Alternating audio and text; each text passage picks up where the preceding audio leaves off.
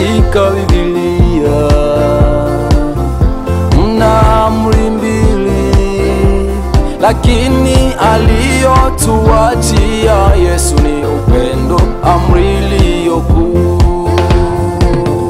Basi ninyi ndugu zangu, wapendeni wenzenu kama vile Kristo alivyotupenda sisi.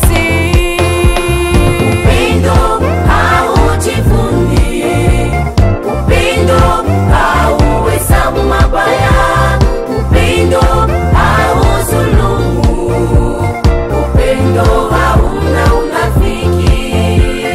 Upendo haujivuni, upendo hauhesabu mabaya, upendo haudhulumu, upendo hauna unafiki.